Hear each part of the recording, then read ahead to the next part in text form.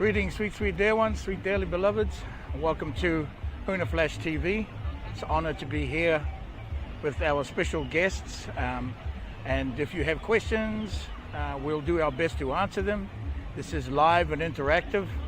Huna TV at the House of Huna. Welcome to you all. And we look forward to being with you here.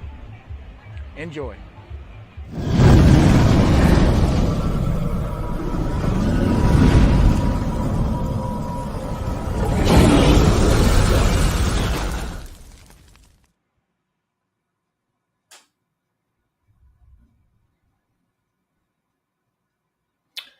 And greetings, sweet dear ones, sweet dearly beloveds. sweet dearly beloveds, let me address you with this wonderful gesture with the hand thing, the little hand thingy, like this. One is like this, one is like that. And one may be of grace in this way, and honoring and thanking you, receiving your gift, and also offering the gift in return. So I want to thank you for being here. Thank you for the gift of your presence. Let me just see who we got here. Who we got in the house of Huna. House of Huna is on fire. Well, we got an incredible show. We have incredible visitors and viewing audience. Thank you very much. Welcome, Huna Kawamanatau from Cornwall there in the UK. Fantastic. Rebecca, welcome back, Rebecca, from California, Hemet, California. Louise from Northern California, Wawa, Huna, Wanihota, I believe. Wanihota, is that correct? Over there, Stargate 18 in Norway. Doesn't that sound like a huge deal when we say Stargate 18? It is a huge deal. We got some huge deals. We got a big day. We got an incredible offering of information today, the sharing of the gifts. So we just remind you of the level of this, the complexity and the level of this energy and wonderfulness there. So thank you, Huna, from Norway, Bergen. Also, wawa to Kelly in Ohio. And Rebecca reports turquoise covering eyes. Face turquoise covering eyes, face turquoise covering. I don't know what you mean, mate. I'm going to share with us later. Don't forget, this is live and interactive on this show, Huna TV. It's it's not a show where we kind of put you on the spot, but if you feel like you're being put on the spot, maybe you should ask a question. Come on in. You got to show up on the screen. We'll give you a link to come in on the StreamYard. And if you're feeling like you're being put on the spot, then you might as well come in and ask the question face to face. This is how we do it. Welcome to Huna Matarana Kirsty, a brand new Huna in the house right there. Matarana. Welcome, Kirsty. Thank you. Karen from Eagle, Idaho. Nezzy from Cape Town. Hello, Nezzy. Nice to see you. Kathleen Scully, Huna Matoka. Yes, Huna Matoka. Another brand new Huna from Golden Bay. Sarah Blodgett, aloha from you over there in Kauai and the jawbone of the grandmother. Thank you very much. Kauai, which means the jawbone. We usually speak to the jawbone of the grandmother when we say Kauai. LZ, Atlanta, Georgia. LZ, sounds like you're up in the hood there, LZ. I'm more down with it wherever you are. LZ, welcome. Kawasakuya, yes, Sarah. That's right, Sarah. Thanks for reminding me. Huna Kawasakuya. Also, Huna Hirimata, Chandani Pepper Camp from the Netherlands. Good to see you. Really like the new hairdo, Huna. Man, it looks good on you. No matter what they say, Huna, it looks great on you, okay? Great to have you here. Huna Hikahi, I know the Dragon Healers when he's in town there. Is that you, Huna Hikahi? I hope I'm right. Wawa. We have, here's a fresh name. Tor Lindeberg. This is a fresh name. Is that you, brother? I can see a photo of you. Tor Lindeberg. Hello to you from Sweden. Wawa. Great to be here, for you to be here. Good to have you here, sweet dear ones, sweet dearly beloveds. Birgit, hi all, wawa to you. Yes, Wanihota, that's your Huna. Thank you very much for confirming. Also, a couple more here. Ocean Waves from Arizona. Wawa to you there in Arizona. And Kim Musto, Huna, Kakiwata, Huna Kakiwata over there in the UK. Looking forward to seeing myself and our team at Burning Mask in Glastonbury. July 13th, we arrive for the Dragon Ride. Burning Mask, in July in Glastonbury. The Dragon Ride on July 13th. 14th, 15th, 16th is Burning Mask, beginning with the concert. Go to the website and check it all out. And there's Huna Maroyata and Huna Ma'aikuta, who are my brand new neighbors on the first floor in the courtyard by a beautiful pool down there. Welcome them to the show. Sweet, sweet dear ones, sweet dearly beloved. We have another Huna in the house. A lot of Hunas in the house showing up here. Himanakuya, who was just here a week ago or so. Himanakuya, that was here just a week ago. Beautiful day. Yes, it is a beautiful day. Wawa to you, sweet dearly beloved. Let me just say, we have another one there. Shauna, Shauna. Is that Kiss? Shauna Kiss? And shift in the USA, is that what you're saying? And you're looking for a kiss? I don't know, it says Shauna X. I assume that's old school kisses, right? Anyway, let me get back to saying hi to more of you as we go along here.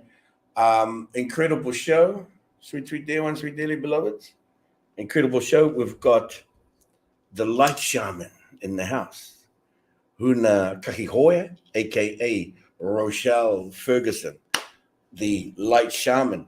We're going to talk about her journey and her evolution, and also as she has become to being very active in the communities in the United States, and what the work she's doing, energy work, healing work, utilizing the Lemurian tools. And she's kicking off her business now. She's kicking off her services beyond self. That's what we're all about, service beyond self, right? We got to stand up for this. You got to stand up for this, okay? We got to stand up for this. Service beyond self. So we'll be speaking to her very shortly. Then I have an incredible subject regarding the subject of aliens, the subject of starships. And I've got an incredible sharing for you,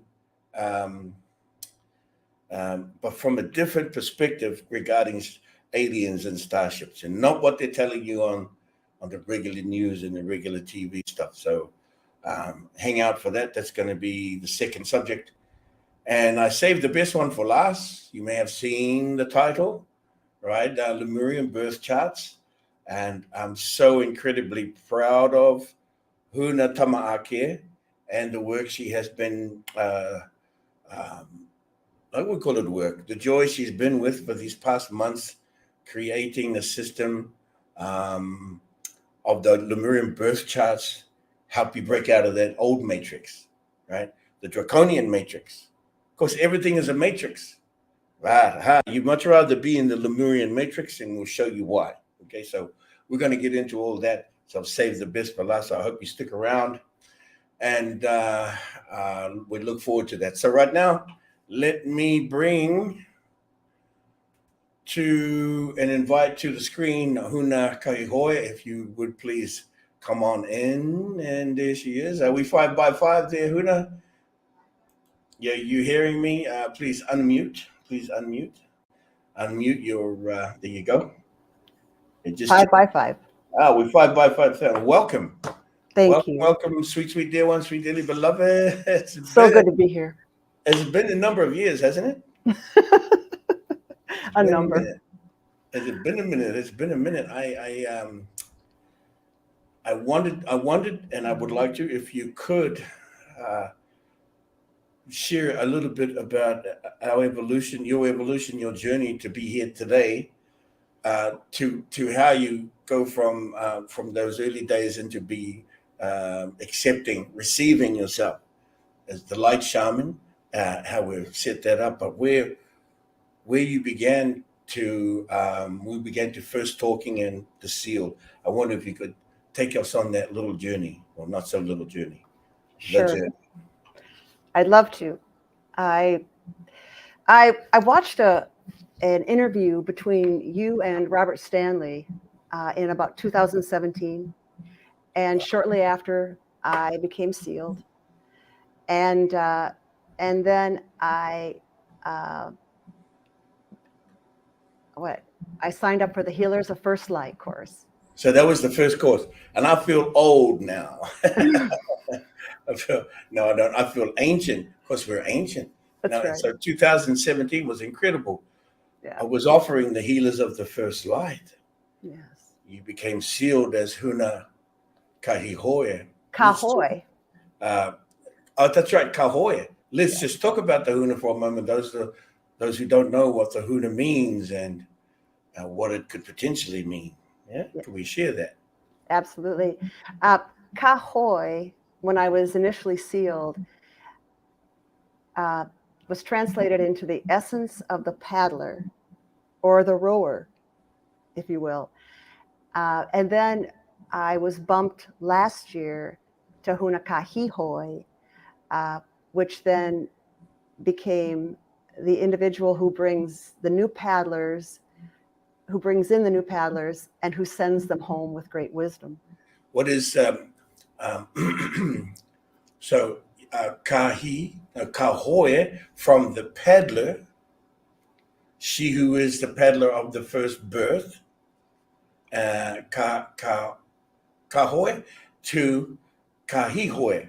She also included in that is the first fire, which is he, and to bring in the paddlers of the first birth through the first intention, the first fire. Now, what is a bump? A bump is the addition of the fire, which for me is action. It's taking action. So how did the bump happen? What is that? Did I get over there and whack you with a fish? What did I do? No. We Well, why not? Why didn't I? it was we met on Playa 88 here in Playa del Carmen, where on the beach, it was a ceremony where you presented the codes to expand my understanding. So when you got sealed in 2017, you didn't get the bump until recently, yeah? That's right. And the bump meaning ceremony is sweet dear ones, sweet dearly beloveds, is where I go into another part of the ceremony, normally done when we meet in person, right? But we didn't meet in person. We did the seal years ago on Zoom. That's right. And then when we met, because usually I do it in person, and I include the activation of the whale and the dolphin energy through your spine, increasing the pressure on the Christ oil or the Christic energy through the spine. But that wasn't done until just recently. That's right. And that's what the bump is. Okay. How did you feel at the bump? What was that? How was it? It's as with everything, you go through a process, and it's a process of releasing, letting go of, and then experiencing something more expansive. So incredibly. So that expansion, I see Mark Gayick. Mark is really anxious to ask questions here and sharing with us things that we already know. But maybe, Mark, this is a live and interactive show, and in just a little bit, when we ask anybody who has a question, you've got to come onto the screen and ask a question. Okay, I see Mark is anxious to let us know what his knowledge is. Now here you are. From that time of being sealed, you joined the Healers of the First Light course. Could you share us your evolution in that? So at that time, that was conducted on Zoom. So we were face to face, so to speak. And we were learning more about the Lemurian operating system, and Poeta. The Poeta, I remember that. The Poeta, sweet, sweet dear ones, it means the rising pillar. Okay, a rising pillar. And so I remember that the Healers of the First Light had its, when I had the old website and I had the Healing Lagoon website, and you joined in there. When was that? Was that 218 or 217 as well? 218 maybe. I think it was 2017. Wow. It seemed shortly after I was sealed that I signed up for the Healer of First Light course, and I believe it was 2017. So yeah, it's been a minute ago. Yeah, it's been a minute already, and what you were receiving, the tools of Lemuria, yes. Yes. It seems now Lemuria has returned and on the lips of many. Many are speaking. When I remember for 30 years, didn't hear anything about Lemuria, and now since 2016 and to now, I'm hearing a lot more about Lemuria. Okay. Are you spreading the word? Is this spreading the word? You're spreading the energy. And we are all fractals in the field. When we share our highest intentions, the field is receiving now.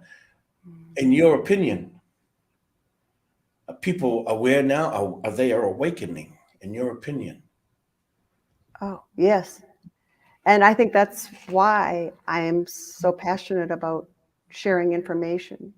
The people that are beginning to see the extent of suffering, frustration with the current system are seeking something that is higher vibration.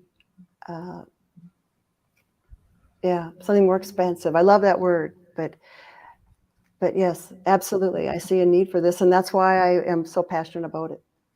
So would you say there's a remembering, a deep remembering from the heart? Absolutely. A deep remembering from the tears and the pain and the sorrow. Seeking options. And that's where I started on this journey. I was looking for options to heal myself. And so that's what the Lemurian operating system provides. Now, that's amazing because we've done a lot of work to deliver these systems, bringing through the codes, bringing through the knowledge and the wisdom. And there's been a upgrade in the system. And now, I have with my system now, the House of Huna.earth, we have on there the Dragon Masters course. I know you've been going through that now. It's the new upgrade from Healers of the First Light. And it is quite complete and quite satisfying. And from that, you have been doing some incredible work from the tools that you learned in the Healers of the First Light into what you've been also upgrading to in these past months. You've spent a lot of time doing the protocols and using the tools and the protocols around the United States, around the world. Is that correct? Yes. Yes. The Healing Lagoon, for example, it's an individual who is held in a sacred space within a tub or a whirlpool or lagoon where healing, clearing, and balancing can occur. There are home clearings, land clearings that can be done, and I do. Also, I am offering workshops as of now to share the understanding of the Lemurian operating system, the calendar, the clearing, and the healing system. So yes, that's how it's evolved for me. I'm so grateful you are sharing these tools of Lemuria in a very precise way. It's not so flippant. It's not so just wishy-washy, or people trying to remember and then sharing information that's somewhat scattered and just bits and pieces, but you're sharing the entire system of Lemuria, which we speak of as the Wataka. And this is something that you're going to be doing, sharing the Wataka in a workshop. Is that correct? Let me know. Let's share about what is your schedule. What is your schedule on the website? What your products and services are on the website for the public to connect to join you with. Okay, so as I mentioned, I offer services of the Healing Lagoon, which I would do in person with the individual. The home and land clearing, again, would be in person. Workshops at this point will be in person as well, and I have yet to schedule that and anticipate a date coming out this year. Oh, yes, we look forward to that. Sweet dear ones, you've got to lock in on a website, lightshaman.earth, www.lightshaman.earth. Check out the schedule as she starts to put things together. You will want to sit with this beautiful Huna, and this beautiful, wonderful gift that we have to humanity. You also got maybe a couple of small products to available too, yeah? Yes, I have Katahara crystal that can be shipped, and I also have coasters that have the Lemurian calendar and a primary coded into them, so that you could set your glass of water on them and charge it. Yeah, your cup of coffee. Enjoy the codes of Lemuria with your cup of coffee. Yes, Yeah. That's amazing. Looking forward to these things. Of course, ladies, sweet dear ones. Kotahara crystal, which is we call a diamond dust. It's the diamond dust. Let me just share a bit about the Kotahara. Yes, the diamond dust label was quoted by Joseph Gregory Hallett. Many of you may know who this gentleman is or was or is. He is of the lineage of King George. Also, he was claiming and proclaiming his position as king. If it's much inside his own head, so be it, whatever. But I met with him and I sealed him in the seal ceremony in England quite a number of years ago now. And I said to him, I'll meet you at Mary's Church, Mary's Chapel there in, I forget where we were, some part of England. And I said, I'm going to do a ceremony to clear and purify the burial grounds at the church. Would you like to meet me there? He said, fabulous. He met me there. And I said, when I got there, I said, before we begin the ceremony, I want you to hold out your hand. He puts his hand out, and then I placed a pinch and amount of the gold, of the diamond dust Kotahara crystal in his hand, and he lit right up. His eyes lit up, his whole body lit up. He turned into this child of light, and he said to me, oh, wow, that's diamond dust. And I looked at him and, oh, thank you very much for that. We will use that term, but how did you know? And he just, instead of answering me, he jumped up and down and was running around the burial grounds, sharing the diamond dust as we were going through the ceremony. So if you see on the website there, Kotahara diamond dust, that's where it came from. Right? So if you have any problems with that, then take it up with Joseph Gregory Hallett or purchase some of this from Huna's website, and you'll see how powerful this Kotahara crystal is. Mm-hmm. Right? It's an amazing stuff. Where does that Kotahara crystal come from in terms of not on the land, but where did it come into our atmosphere? Huna, could you share that? It came in Lemuria 4 as at the conversion from Lemuria 4 into Atlantis. It came into the Gulf of Mexico. Amazing. You see, it came into the conversion, the transformation from Lemuria to Atlantis. There was a comment a moment ago that was spoken by Nezi, who said that most people speak Atlantis and don't remember Lemuria. Well, Atlantis was Lemuria. Okay, it became a distorted civilizations of Lemuria. But there you can say Atlantis, and of course there is languaging there. But the Kotahara arrived 60 million years ago during the transformation from Lemuria to the first Atlantis. Thank you very much for that. And thank you for offering it on your website.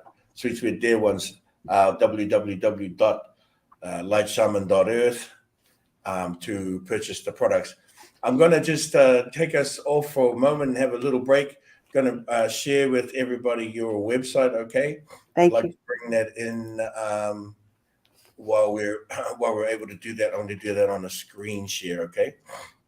And then we'll be right back with you in a moment. So go ahead and just mute, and then I will bring the screen share of your website. That's what I want to do. I want to share the website. Now, where is the website? Okay, I've got to share there it is right here. Okay, sweet, sweet dear ones. Can you see that? Can everybody see that? There you go.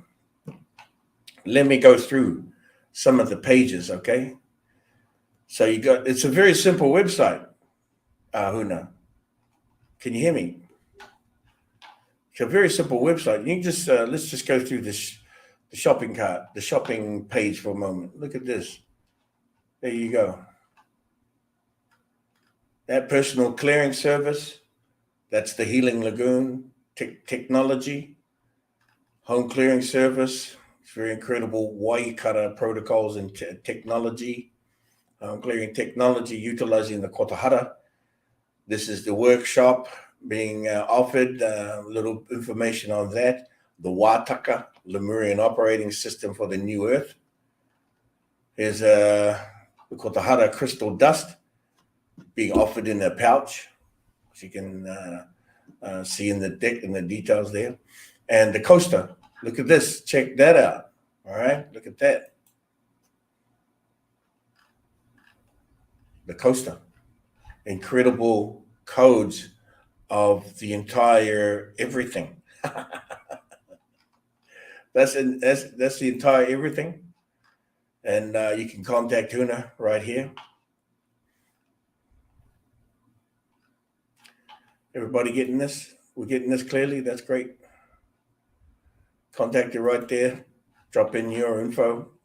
Give her a shout out. What else you got here? And a little bit about Huna. A little bit about her right there. It is a little bit. Perhaps we'll increase this yet. A little bit about what she's got to offer there. And this, oh, here you go. Here's a little bit of authentic information here, and her evolution of learning through the House of Huna and the technology of Lemuria, studying under the technologies of Lemuria, light energy tools and protocols. Sweet, sweet dear ones, the languaging that is utilized in the House of Huna, from the House of Huna, and utilized by the Light Shaman is the Lemurian language. Okay, in the Lemurian language, you are speaking directly to the energy of the energy, being the energy, and not about the energy. As you would be in English, you are only speaking about something. But when you speak in Lemurian, you are speaking the thing, from first principle of the thing. Let me just say, that's beautiful. Beautiful website there. Who made your website? I can't hear you. Huna Mauta Kamarataki. Yeah, oh, who's that guy? You mean Huna Flash? Oh, AKA Huna Flash. Nice. Yeah. Thank you so much for that plug. Somewhat influenced by me. How do you see things going in this coming year? 6 months to a year. How can you see any of that? What do you see? I just see the awakening and the realizing, the understanding that we are more than we imagined, that we are actually crystals. We are actually walking med beds, that we could actually heal ourselves, that we need nothing other than that, that we are self-supporting. I believe that your work, and thank you for that. And I believe that your work and the work of everybody here is to hold that intention. And as you are working on yourself every step of the way, the challenge is to energize and re-energize and gain more momentum and capacity of your being and your form into your word, that your word becomes the sacred breath, becomes manifestation of all what you say. Not just praying, not just wishing, you're not asking, you're demanding it. You are requesting this thing happen. Whatever the thing is you're going to you have on your heart. You're not just asking, praying, and begging. I'm not saying that you are a beggar. Let me tell you the difference. Energy is pure and whole. Vibration, frequency, energy, magnetics, it's pure and whole. It is already whole. If you have a broken leg, say to the leg, pull yourself together, man, right bloody now, and energize those elements and particles and minerals and fractals and cells of that leg and pull itself together. Just be of that intention. Even if you feel like, oh, that's not working, he's talking a lot of crap. The point is that you empower and instill confidence in yourself and in others and in the person you're trying to help. That comes from love. That comes from the power of love, putting the power of love within. So yeah, exactly right, Thomas. We use it. See? Now, Huna Kahihoe,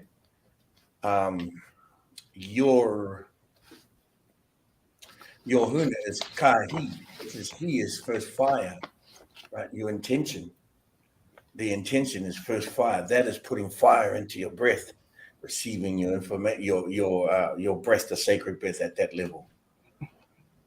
I'm so proud of what you have come to achieve. Yes. And we are all grateful to you as what you're bringing to humanity, expanding the codes even more of Lemuria, but not only just the codes, the power and the energy.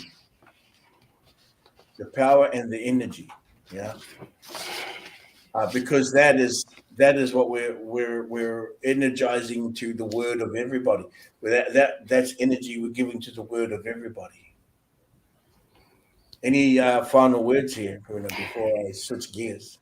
Yes, I just wanted to share. There's a motivating statement that ever since I've met you, you've said this, and it's been the one thing that has driven me, is that everything is for everyone, everywhere, every day. So with that being said, that means there'd be no need for anything. And that's what's driven me. So yes, that's what I stand. amazing. That's what I stand for. Thank you very much for those kind words. Now let's just see if we can take a question, okay? I see we have a lot of comments and some wisdom floating around here. Does anybody have the audacity to come on the screen here with us? If I can invite Huna Tamaakea, who's waiting there, to put the link on the comment. You have a question for Huna, please. She would be happy to address you, or a question for myself, either or. That's what we are here for. Live and interactive, Huna Flash TV. I see a lot of comments. I see a lot of talking going on. I see a lot of texting going on there. I'm seeing a lot of this, but I'm not seeing anybody come on and actually speak from your mouth. Let me hear it. Let us hear it. Open your mouth so we can check out your energy and your authenticity. Is that what you're here for? No, you don't want to be checked out. You don't want us to know your energy? Fine. But I'm going to ask you to come on anyway. and allow us to connect you at another dimension, a higher vibration. Texting is a low vibration knowledge and technology. Don't you know that? Do you not know that, sweet dear ones? Texting is low vibration. It's useful, but it's still a low vibration. I would rather see you, okay? And I don't care if you wear sunglasses. I would rather see you and get your question directly. Nezzy, you got a lot to say there. Thomas, you've got a lot to say. And there was somebody else in here that had a lot to say too. Want to share their wisdom and knowledge with us, but I'm going to invite you to have the audacity to come on and ask the questions directly. Do we have any takers? Mark Gayick, you have a lot to say there. Yeah, Chief McGwitch to you, Mark. But if you have something to say, come on and you have the audacity to spit the words out of your mouth. You know what I'm saying? That's what we're here for. Sweet dear ones. This is Huna Flash TV, live and interactive. There we go. Randy's back. Well, Randy, he's always visiting. So, okay, let's just have Randy. Have at it, Randy. Aloha, brother. I'm not shy. So anyway, I just wanted you to go in a little bit more, talk about that, the crystal dust and what the properties and how, if I purchase that from you, how I could possibly use it for myself and to benefit myself and others. Who are your question to? Huna, boy? To the lady. Yes. Yeah. Or to you, whoever knows the answer. Go ahead, and maybe I'll have a shot at it after you. Sure. Hi, Randy. Aloha. The Katahara crystal has properties of amplifying. And so when used in ceremony or used in clearing, that intention that you put in with that crystal, and as you distribute it, it amplifies the intention. So when Lemurian codes are added to that, that is all amplified, and it changes and shifts the energy of that particular area. And that is why it's so powerful to use for clearing homes and property, even used personally, even used for yourself, actually. Okay, cool. All right, thank you. So it'll be basically, I don't know, it'll help. Let me add to that, Randy. What's that? Let me add to that. Please do. The Kotahara comes from the comet that arrived and created the entire Gulf of Mexico 60 million years ago. It was a weapon. This was not a natural disaster. This is when Lemuria 4 fell. Okay. And so that crystal, that comet had incredible technology utilized on that comet, as we did many times during different wars. We would take over certain comets, asteroids, even planets, and throw them at each other. We were giants throwing shit at each other. we threw a nice big comet at during the times at the giants, and when the giants were having the wars, and that comet had an incredible variety of crystals, technology, magnetics, electromagnetics, all the things with high vibration, high end technology from the higher dimensions on that crystal, on that comet. And as the Gulf of Mexico and the peninsula of the Yucatan was created, after millions of years settling, the grains from those crystals, the crystal grains, the crystal dust from that comet has been flowing through the Gulf of Mexico in a certain pattern, arriving at a certain location. One location. For millions of years, it's been arriving at one location. I'm not going to tell you where that location is, okay? That's a grand secret of the shamans, of the light shamans, okay? Possibly sometime maybe we will, just quietly, okay? Confidentially. But Randy, this technology there was a coding reintroduced into those grains at a certain time that were introduced by the Lemurians and the Arcturians who are of the Lemurian civilizations. Lemuria is a civilization, not a people.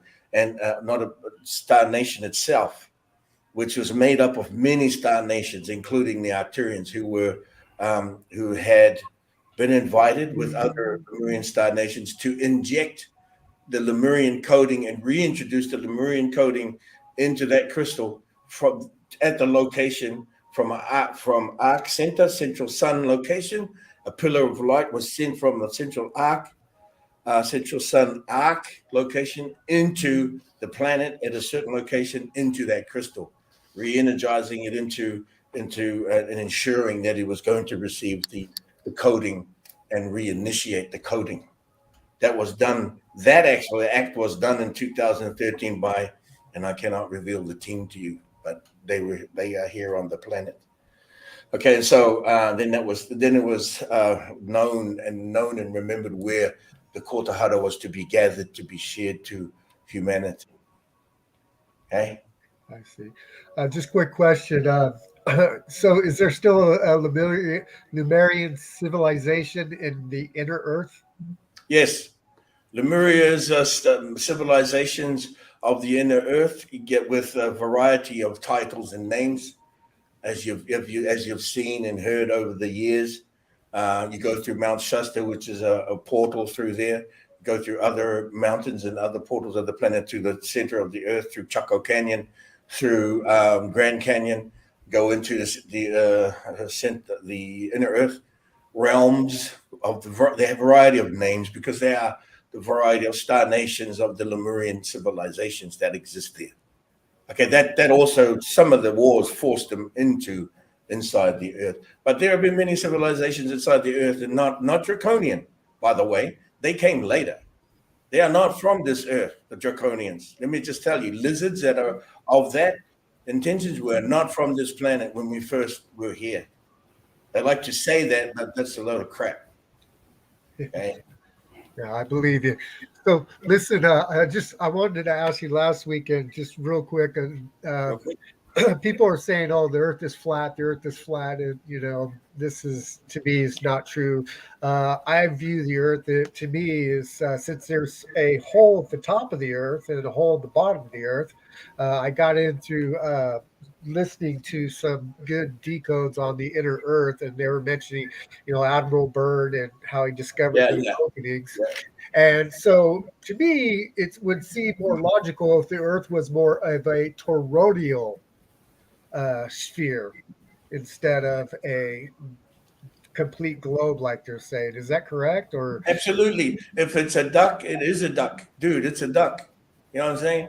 And the toroidal field is not half of a toroidal field; it's full and whole. This planet in its matter is full and whole, not flat. It's not flat, and it does rotate.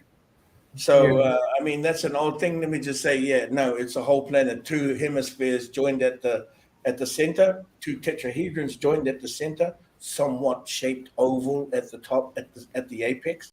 But the energy field and the magnetic field will tell you that it is a sphere.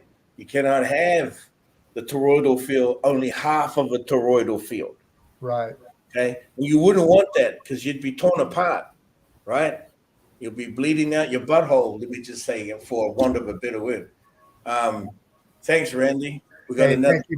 Thank you, my brother. Oh, just one more quick thing, real quick. I tried to log on to your website, and unfortunately, my computer won't let me log on. So use Chrome. I don't do Chrome. Okay, then do something like it, but don't use. I mean, you can use. Sorry, what is? I'll try it on my tablet, so I might be able to get on with that. Yeah, because the phone. Not a big deal. The phones are getting messed with. I tell you, there it is, right there. It still works. They're trying to mess with us as much as possible. Yeah. So, okay, brother. Anyway, God bless you guys. Thank you, Randy. Thank you. Bye bye. We got Nezzy coming on here. Thanks, Randy. Okay. Hi, Nezzy. Hello, Huna. I'm glad you took the invitation. Wonderful to finally meet you. I missed you when you came to Cape Town. Wonderful. Yes, jumbo to you in South Africa. Thank you. You I have a keep question? Who's your question for? No, I don't really have a question. I just wanted to tell you something. I keep getting visions of Atlantis as it was sinking. I think I put it in the comments there. And also, what's that place called? Teotihuacan in the city of the gods there in Mexico. Yeah. I recall being there. They call And it what? was built by the Syrians and the Palladians. Say again. Say again. I missed what you said. It is called what? The city or the Well, I wrote it down just a moment. Teotihuacan. Teotihuacan, the Yes. pyramid in Mexico City. Yeah, and you had something to say about it. Yeah, I had a vision there about it the other day, and it was I was shown that it was built by the ancient or star people, as they call them. Um, Let me just read to you what I wrote down when I recalled the vision that I had. It was Teotihuacan is a faithful replica of a Syrian city. Yep. It was built by the Palladians and the Syrians who aligned it with the stars. It was a huge city that was built over plus minus 30,000 years ago or something to that effect. I just wondered if you knew anything about that. Yes, Teotihuacan was built by a variety of the star nations, but also quite known to be his hand in it was thought, had his hand in building That's Teotihuacan. correct. And so, yes, this He is was at the he was part of the council in 26,000 BC. yeah, not long ago, quite modern actually. So yes, Thoth, who was also known, had a variety of names and titles, by the way. Um, Yeah, one of them was Inky or something to that yeah, effect, but another that one, wasn't his another one was original name. Imhotep. Another one was Imhotep as well. Yes, that's There were correct. several names. Yeah, there were these civilizations in the Mayan are relatively contemporary, modern, kind of even the pyramids in Egypt and all of it's quite modern. In the quarter of a million years, these are modern civilizations, not regarded as ancient by the star nations. But yes, you are correct. If you're having remembering of this, Yes. you're remembering of the times of Atlantis. I'm Um, remembering things before that which I cannot relate to uh, through looking and searching and researching. Like I I see the places, but they are if I find them on the in pictures and so forth, they're completely different now to what they were when I was there. Basically, yeah, I I mean, get things very change, right? different. Things change, things fall apart, things get rebuilt, things get built over, right? Yes, And that's what happened to the Mayan. Well, not so much the Mayan and the Aztec civilization, but certainly Egypt, many places. And so names and civilizations have been forgotten. And there's a lot of talk going on about Tartaria, and the Tartarian nations. now And that's recent. That's not yeah, that's recent. ancient. So that's an example of what I'm talking about, things getting overwritten. Um, there are these are times these times today are the times after confusion. We Yes, Lemuria was a moment before confusion, and that's correct. that's what we are bringing into the atmosphere. The House of Huna, all the Hunas, and all of the work the Hunas are doing, either individually or connected to the House of Huna's foundations of Lemuria, bringing forth Lemuria, receiving that wisdom and knowledge, and remembering into the atmosphere through the water. Now, you're remembering, so you're correct in what you're saying. I also remember, but this was not on Earth. It's like before Earth, Yes. 100,000 years or more in the No, past, millions, dear, millions. where there was a war in. before we got here. Yeah, You know what I mean? that's the reason. I That's get very vivid, but time sort of like it gets mixed up and confused. I can't tell you how many thousands of years or millions of years ago it was, type of thing. But I have recollection of things that have happened. okay. And I've We had have visions we like have this since I was little. we have this is very common today, but of the remembering. Now, what I want to invite you to do something. Can I give you a challenge? Yes? Okay. Can I invite you to meet with one of the elders of the Botswana people who is also a Huna? Can I invite you to go and meet with him? I don't have transport, Huna, and I'm a pensioner. No, I just get, don't. I mean, no, I understand. Just say yes or no. yes, I'd love to. Okay. Now, I used to, let's I not used talk about buses and planes. Just say yes or no. The reason why yes. I'm saying this, if you will, is that learn to speak their language, because that language is Lemurian. When you speak their ancient African language, you in Yes. Bantu, I, Swahili, Xhosa, all of it, you are speaking the Lemurian language before yeah. Atlantis. And what that will do is will introduce more memories that activate your system further. But you have to make the effort. I I grew up on a farm in Zimbabwe, and I used to every day speak Ndebele, which is Yeah, a it's not right. derivative of Yeah. Zulu. I can still understand it, and I can still speak a lot of the language, but I have nobody to speak to now that speaks that language here in Well, South I'm, Africa. I'm sharing with you the opportunity to sit with a Huna, and he is a Huna has been also returned to the Lemurian codes. There are things there he will share with you if you would make the effort, or somehow maybe he will come to meet you. I don't know. Stay connected. Check out send me an email. I will pass the connection to you, and this will also help you in your remembering. Okay. Okay. Thank you for the question. Uh, Thank you for the comment. And thank you for following along. I'm going to now switch over to our Thank you, next Hina. guest. Thanks, Bye-bye. Nancy. Bye bye.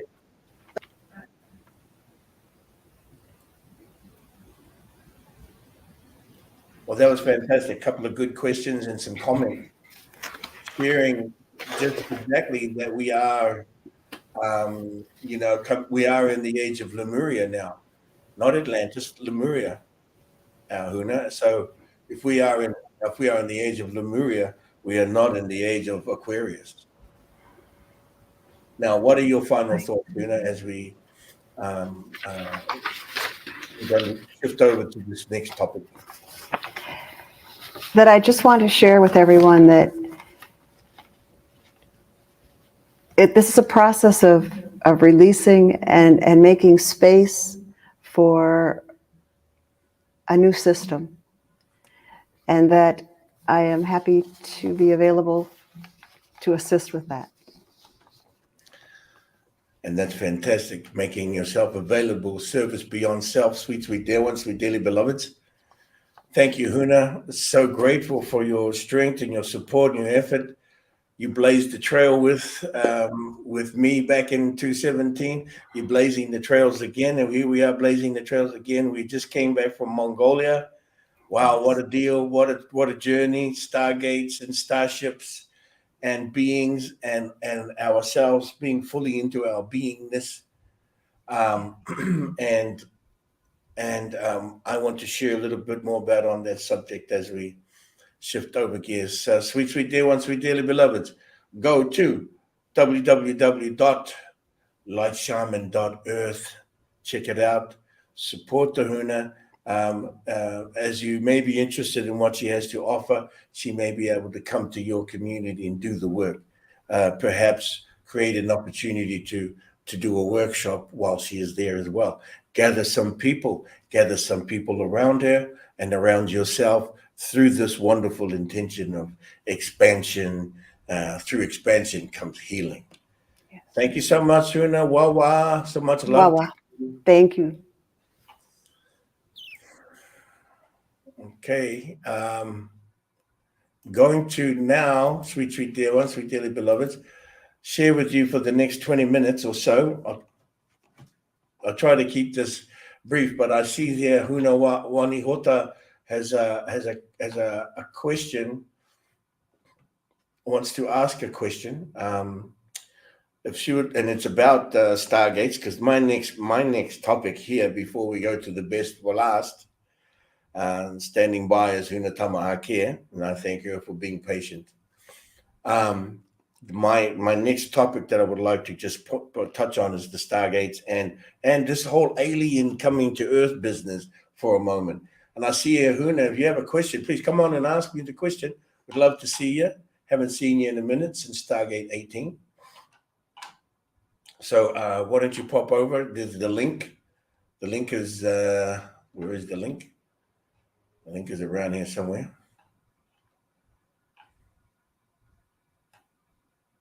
Yep, there it is. Huna's all over it.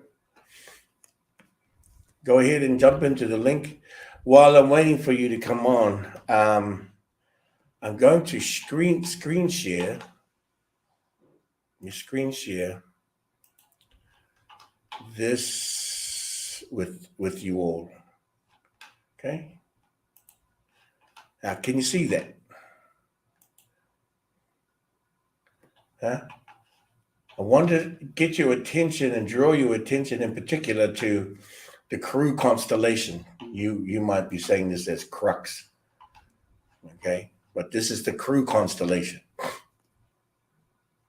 because I want to share about the starships and the plasma ships and these things concerning the Blue Order, okay? Concerning the Blue Order. So can you see now? If you're seeing this, the Blue Order is connected. In other words, a blue flame frequency. Okay, is those beings, those council. It's a council. It's an order from the blue flame, from the blue ray. Now, okay, here's one Ihota right now. Let's just get into this and see if we can merge this. Hello there, Huna.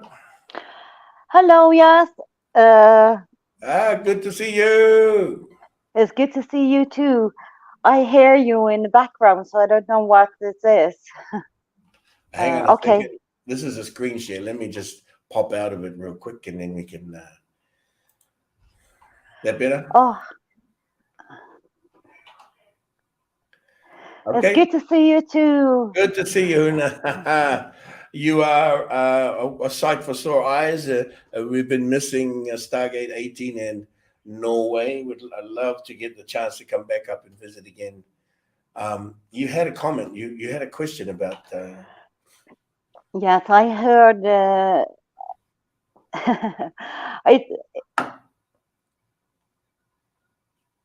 Go ahead.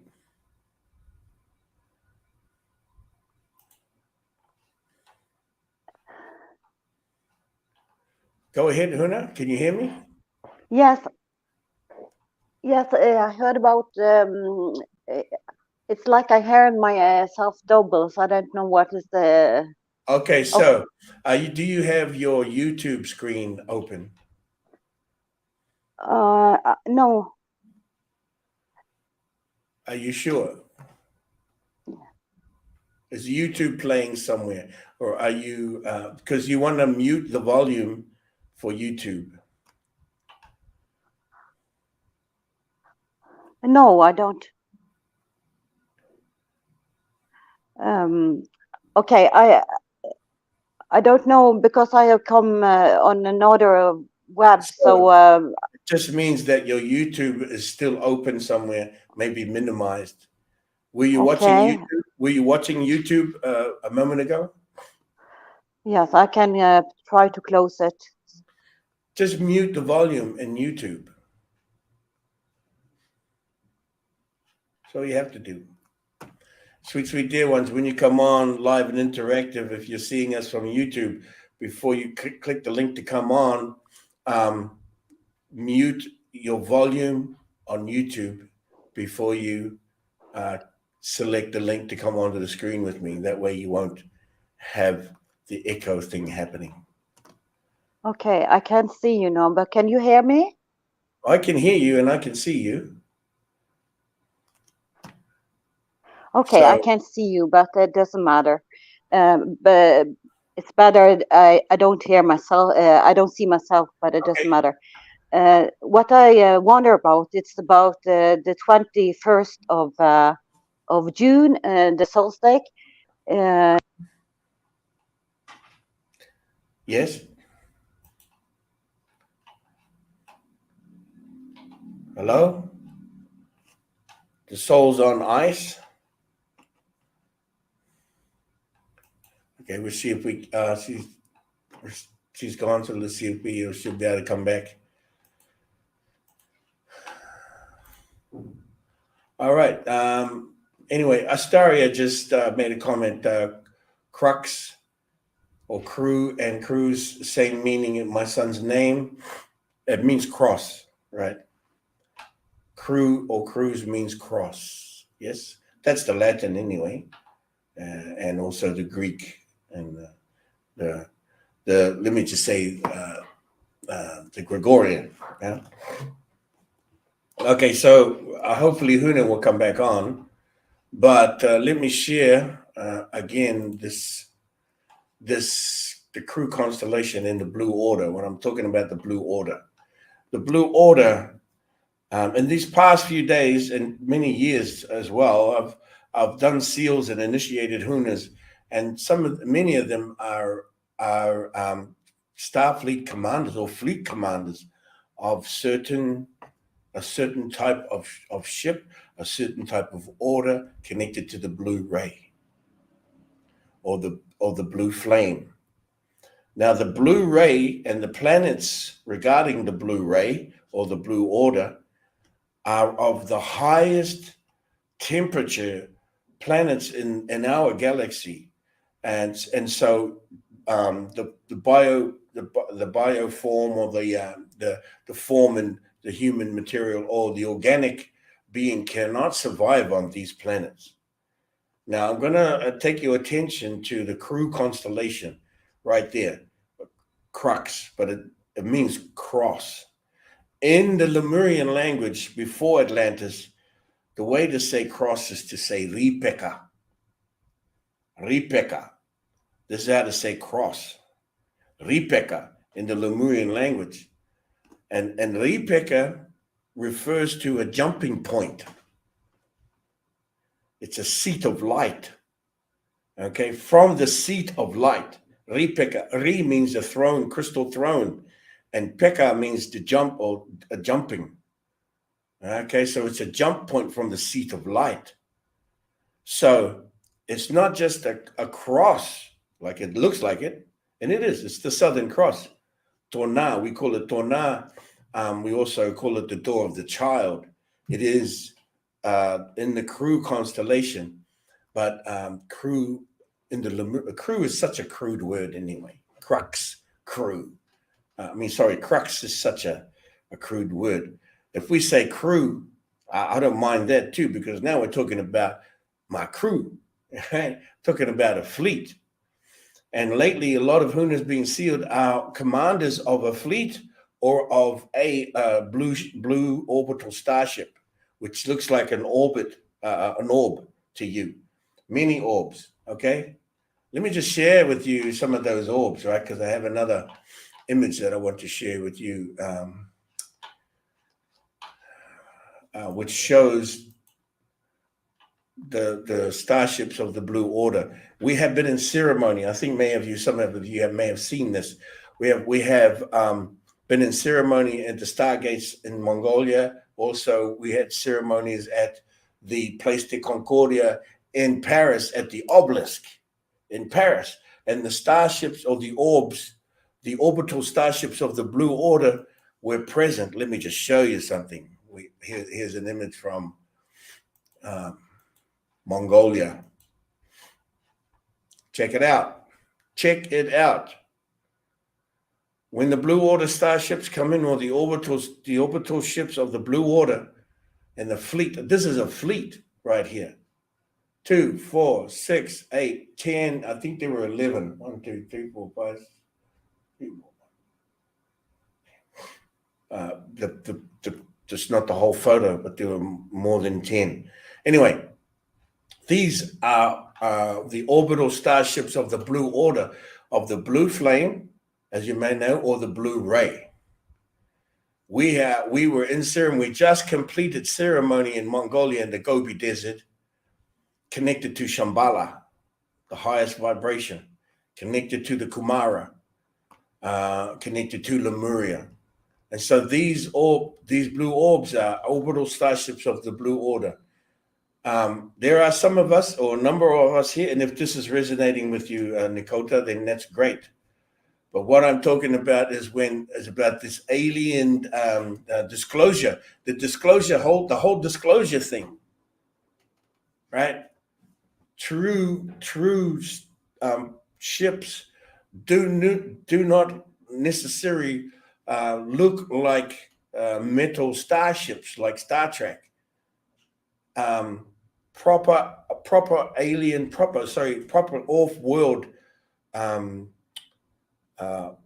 plasma ships, they do not look like starships like you see in the movies. So if you're seeing some ships like that, then you are seeing a disclosure program that is false. You are seeing man-made ships with a narrative on the fake media telling you that is the disclosure of aliens coming to Earth. What a lot of crap. Bullshit. Straight up BS. We're talking about the true star nations and families who we are a part of. That's what they travel in. These kinds of vehicles, not your cigar-shaped looking things and these triangle-looking ships and things like that. Okay, so sharing with you right now these fleet of the Blue Order. They have been coming into our ceremonies and acknowledging the work we're doing. Because why? Because we are of the Blue Order. Lemurians, civilization, but some of the Star Nation beings, such as myself and many others, are of what is known as the Blue Order. Now, I share with you the origin of the Blue Order. Let me share that again with you. The origin of the Blue Order comes from planets that are the hottest planets in our galaxy. And they are in the Crew constellation here, or Ripeka, the seat of light. And these, there are a few planets there. You can see them forming the Ripeka. They are the hottest planets in the galaxy, 30,000 Kelvin plus, 4 times hotter and 5 times hotter than the sun, maybe more. Okay, you can zoom into it and you'll see their names written in the Greek and that, but we will tell you their names in our language when you're ready to learn the Lemurian. We can share that with you. Okay, and so Wani Hota is back. Let me just bring it back on while we got here, where we're able to. Hi, Huna. Hello, can you hear me? Very well. Oh, that's good. So I close all windows, so I don't have the back sound. Fantastic. Yeah, so that's good. So I just heard on Magatente Pixie and Pam about the sort of Roseline Chapel that was sort of a Stargate or a portal that was going to be opened on the 21st of June, and also that all Stargates was going to upgrade and also the star people, or you can say the light people. Now there are portals and there are Stargates, and these are two different things. Yeah, I understand. Portals are for transporting. There are shipping lanes for transferring goods and services, technology, personnel, things like that, transporting across the planet. and even through dimensions. Okay, Stargates Yeah. there's a particular group of Stargates, 48 of them. They are full alignment to the 48 rotations of the planet. The rotation of the planet. The rotation of the planet also reveals an alignment of the 48 Stargates. And those 48 Stargates are what we are working with, called the Mortu grid. As you know, you have been to Stargate number 18. You know where that is. It is connected into the higher dimensions of the Mortu grid. It is not for starships to enter through and do willy-nilly whatever, bringing gold, bringing silver, bringing Latin, blah, blah, blah. This is not what the Stargates are for. These particular 48 Stargates are reserved especially and exclusively for the highest light vibration of the souls that are coming through, which are the children of light. Okay, that's why during the wars and many wars that happened, distorted these fields, distorted these Stargates, and had to be reset in their frequencies. This is the work that the Hunas are doing. The House of Huna is doing to reset the frequencies for these certain 48 Stargates. We have done to date 21 of the 48. Okay, so that's many. So Japan and Mongolia were the last, number 20 and 21. Okay. Yeah. So this is connected to the 48. It's the Mortu grid. Okay. Now, yes, the solstice, the ceremonies of the souls on ice. What the ceremonies in June, and that's the winter solstice in one part of the world, and it's the summer solstice in another part of the world. That happens at the same time. Yeah, the winter solstice is happening at the same time as the summer solstice. Yeah, on the other side of the earth. Yeah. Yeah.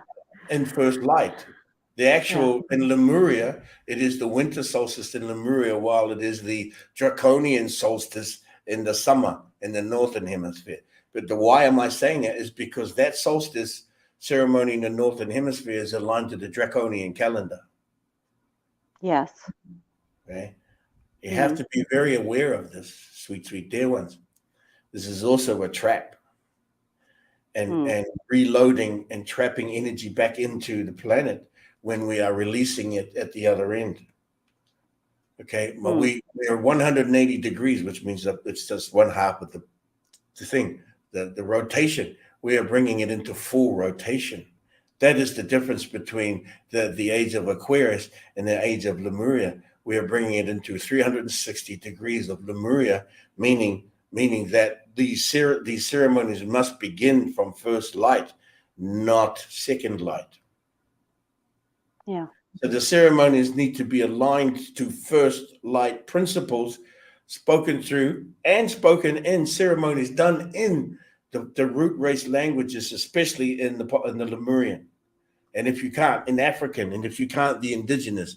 If you're not that, then try to find your way to it. Because first light is the first light principle of the ceremonies for the souls on ice. It's also part of the 22 billion souls that we are moving to allow and bring into the highest light vibrations. And that is Lemuria. That is not Aquarius. It's a Lemurian thing. So after I have been sealed, I have started to talk light language. So that's something new. I've heard you speak it. Yeah. And absolutely, that is the pathway too. Now you have to learn how to translate it, know what you're saying. I challenge this. People can say, I don't need to know what I'm saying. That's fine. I don't care if you want to know, you don't want to know. But let me just say what the difference is that install confidence in yourself and install confidence in others towards you. That's a challenge. And so by learning and understanding what you're saying, mostly translating, work to translate, means you got to do a lot of talking, means you got to do a lot of researching, find out some of these sounds. It means you have to return your language, which is from the separation languages of Scandinavia, European languages, all came through into separation language, into English. You've got to return it back to Lemuria. Some of the European languages have some of it in it. Lithuanian, Estonian, some of the Scandinavians do, the Viking a little bit here and there, but fully bring it back in and you relearn it. Because some time ago, during the time of, let's say, Odin, and during the time, there was some confusion laid in there. A lot of things were just thrown out, you know. The pagan, which is paha. Ishta paha wawa. Ishta paha is the way to say pagan. It is not pagan, it is paha. And some of those things were thrown out. Ishta paha wawa means from the sacred breath, you will return, you know, and celebrate from the sacred breath of the of love.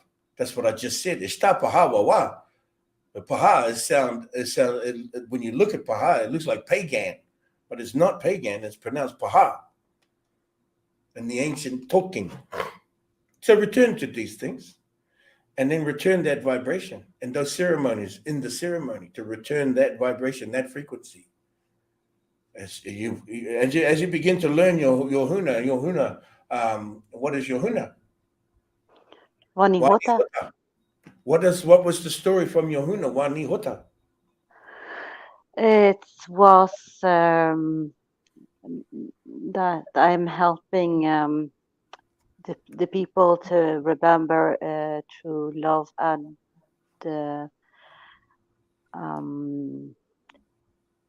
a tear drop from a dragon. From the tear of the dragon. And helping them to tear of the dragon, and through a gate of the sun, yes. And helping them to remember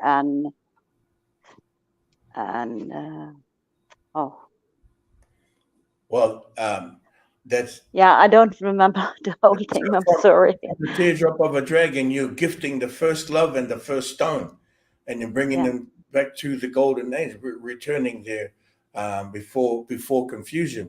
Now, that is spoken in Wani Hota. Try to say that in English and then translate it over. You can't.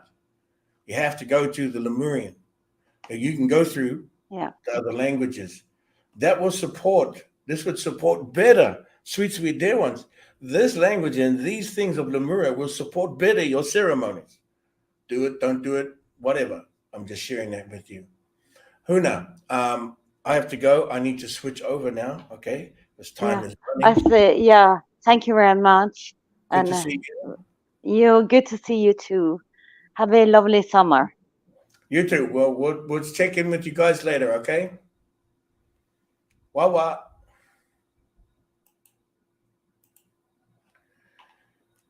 And so as I was sharing with you, sweet dear ones, sweet dearly beloveds, the crew constellation. Let me just, because I do want to switch over into this next thing to the next, the best for last, which Huna Tamaki is so patiently waiting for. Thank you, Huna. Just a little bit more on this blue order thing, okay? The blue order origin is from the Ripeka, which is the jumping point, and Ripeka is the seat of Ma'ita. Okay, Ripeka is the seat of Ma'ita, meaning the seat of the omnipresent, meaning the seat of the first light in the first stone. Alignment, Ma'ita's omnipresent of the Lemurian operating system, of the omnipresence. That location is connected to this constellation of Ripeka, and these are the stars. These stars in this system are aligned to the seat of Ma'ita, are the seat of Ma'ita, connected to Ma'ita, which is the 13th month of the Lemurian calendar. It's known as the 12 around 1. Ma'ita is the 1, is the 13. And Ripeka is the seat of Ma'ita. Okay, more on that. There's a whole lot more to that. Okay, hold your questions for a moment, yeah? I want to invite Huna Tamaak here to join me here now. We've saved the best for last. Yes, I'm patiently waiting. Very patient. Yes, you have, and I really thank you. And dee dee dee dee dee dee. Those are the trumpets, sweet, sweet dear ones. Huna, wow. We have been witnessing your work over these past months and weeks, and it's like a countdown. Because every other day, you're connecting to greater values and deeper details into what it is you're about to share to humanity.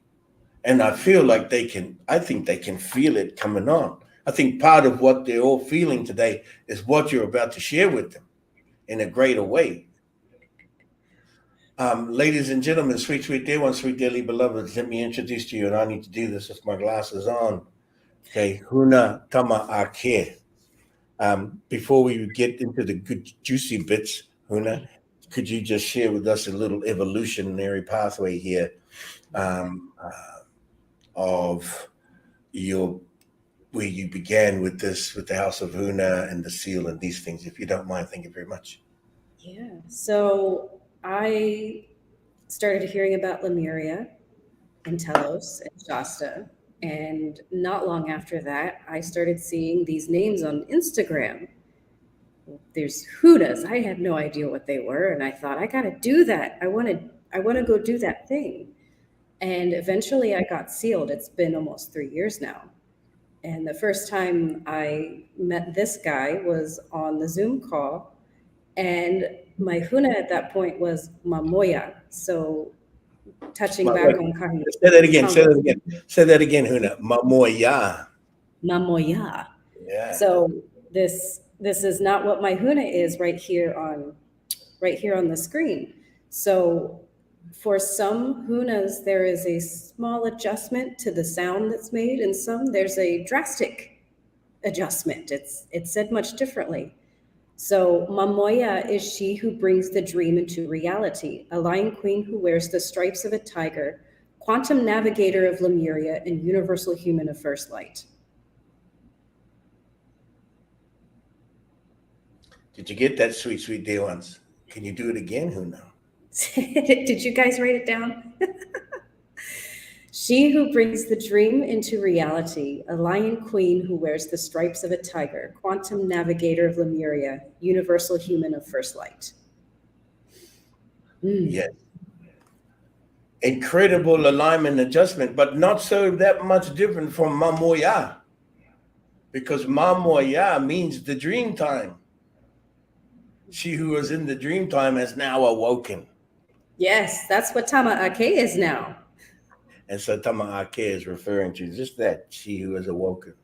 Tama also means child, the child of the awakening, as a part of also all of the spectacular verbiage that's used there. And it is spectacular, sweet, sweet dear ones. Okay, Huna. Was there a time when you were in the house of the healers of the first light, or was it the navigators of light? No, I actually got in with the Dragon Masters course. I had the intention of doing it, and I knew there was an appropriate moment for me to do it. And it was the Dragon Masters version of it that I ended up joining. So I don't remember when I had started that course. But at that point, I had already started looking at the Motu in relation to the draconian signs. Because when we look at this, we remember that the nature's operating system had little bits taken from it and put into a blender and flipped around, and now we have this draconian system. And we're in the process of remembering where the alignments actually are and how this all connects. And one of the things that my brain does is it's recognizing patterns. It's a very visual thing for me.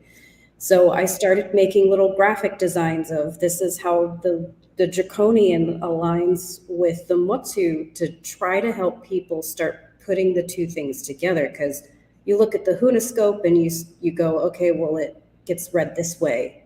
And then the Draconian's different. And then some, having a visual really helps. So that was what I had started doing, was playing around on Canva and making graphic designs. And now it's turned into a different graphic design.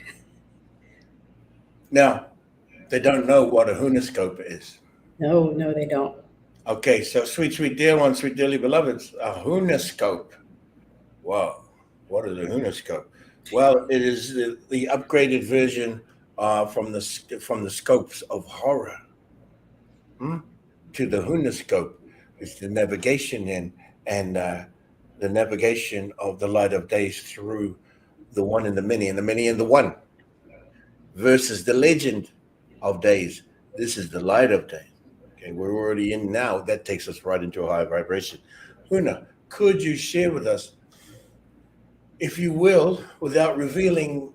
I mean, I know there's still some incredible confidentialities here, but to invite, if you're able to share in a graphic way with images, in a way, an evolution from the Hunoscope or the Wataka into partly of what you are going to bring to humanity and the Lemurian birth charts, thereby transforming the astrology of the Draconian and the Gregorian system of the Atlanteans. I will add that. If you could, if you're able to, that would be fantastic. Let's see. So I can show what I was showing a few months back. I need the trumpets sounding here. There you go. Yeah. Okay, take us through slowly. This is kindergarten for many. You understand? But this is a high level of knowledge and wisdom here. There's so much on the screen right now, sweet dear one. But take your time, cast your eye across these things. Go ahead, Huna. Yeah. So what I was speaking to earlier around trying to figure out how they all connect together, I started putting together a spreadsheet table just to look at it differently. And this is what came of it. And there's something that I'll show next that is the ultimate result of beginning to do this. And I will say doing the Dragon Masters course was a major catalyst for this even coming through, because there's other codes and there's other memories that will come through as you're going through that and you're listening to Mauta share all of the different things. And you might sit there and have all of these questions in the middle of doing it, but just you finish whatever you're doing and eventually you start pulling in something. And for me, it was this, not just looking at how where does Aries sit in relation to the circle and all of those things. Like, let's start getting a little granular with it. Huna, Yes. I want to introduce something to just for those sweet dear ones to understand what background you have. If you could share from your corporate background in technology. Oh man, I was doing technical support where I was actually working a lot with spreadsheets and I would say helping to set up and support connections on the back end of systems. For who? For Dell Technologies. For Michael Dell. Yeah. So sweet dear ones, understand she has a diverse background in technology and the understanding of systems and the creation of systems, not just copying and replicating, but actually solving issues and then putting it on a format where she can pull it to pieces and look at it and see what is viable and what is not viable. So let me just share that with you, okay? This is okay. Sorry to interrupt, but I felt it needed to be said. No, what you had just reminded me of, just the stories that my mother would remind me of things I did as a child, of taking things apart, putting them together, and they work better. So this very on top. Like 2 years old and taking apart a VCR and fixing it. Whoa. Yeah. I take it apart and then just break it. So looking at this is getting into, we're looking at the flow of the motu and looking at where the draconian sits in relation to the motu, and starting to try and figure out where are the degrees, because I present it as a half and half in here, but it really isn't that. It's kind of doing something else. And then also looking at what do they call the beings of the draconian planets and what do they mean? And then we have ways of saying these same beings in the Lemurian. And the Lemurian just gets to the truth of it. There's no extra stuff mixed in there to make it all wishy-washy and extra wordy. So it's paring it down. Would you say as you're sharing these codes and learning these codes of Lemurian, you are undoing things at the same time as bringing in the truth over the top of it? Yeah, it's the undoing and the doing at the same time. There you go. Yeah. So. Okay. Now. Now, sweet dear ones, sweet dearly beloveds, this is recorded, right? So you can always bring this back up to get a little more, take a look at what she's sharing in pause mode, if you wish, if you will. Mm-hmm. Yeah. So what this has turned into, during one of the missions, it was while everybody was at Cornwall, that was when it really started to come through for me, trying to figure out the translation between going from one to the other. Really, we're just going back to the Lemurian. Yes. Let's see. And what I am showing you is the result of all of that. Woo! I'm not going to say anything right now. Sweet dear ones, just take it in and look. Let your eyes feast on it for a moment, okay? If you have to, get it into a big screen and full screen on a big screen. Just zoom in on it as she begins to share best she can without revealing the $64 million source to this. That's going to be your challenge, the sweet dear ones, to come to at some stage, but this is just a taste of it. Mm-hmm. This would be what's there as opposed to what's not. When you look at a traditional draconian birth chart with all of the symbols and all of the relationships that all of the beings have with each other, there's a lot of, oh, like these are bad relationships, these squares and all of those things. They tell you a lot of things that aren't actually there. It's not really true. It's wishy-washy. And I know that there are a lot of people who don't fully resonate with it, and they hear of the phrase, you take what resonates and leave the rest. And what's happening is this is what's resonating. This is what's true in the visual format of the moment of entry. This is what's actually showing. This is how many of each motu are present for you when you enter. Now, Huna, what is a motu? What is a motu? A motu is what we call the Lemurian birth signs. Motu also means island. A what? So motu also means island, but these are what we call our Lemurian birth signs. So this is a Lemurian birth chart. It's not draconian, it's Lemurian. Brilliant. The fact that this even exists is just mind-blowing to me right now. Okay. Now, sweet dear ones, sweet dearly beloveds, the previous chart she shared with you with the spreadsheet, shared the names and shared relationships from the Lemurian Motu signs to the zodiacs, and this chart is sharing the concentration of let us say essence of higher vibration, energy, frequency, and electromagnetic energy that is sovereign to your birth, your time of entering, such as when she said, when you entered. Okay.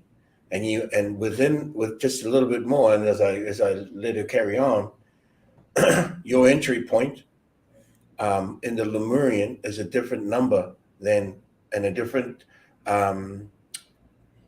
set of mathematics and geometry than would be in the Draconian. Okay, let me just share that with you.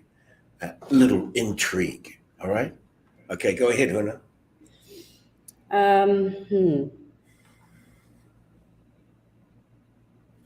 It's being presented in this way because, yes, we have the Lemurian names for the different planets, and some of the planets are in what we talked about earlier, the Hunascope.